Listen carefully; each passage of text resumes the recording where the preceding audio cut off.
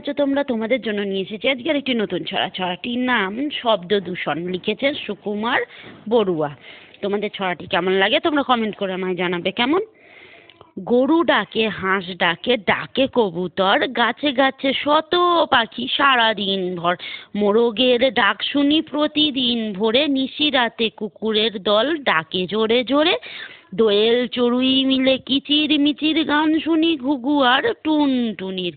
শহরের পাতি কাক ডাকে ঝাঁকে ঝাঁকে, ঘুম দেয়া মুশকিল হর্নের হাঁকে।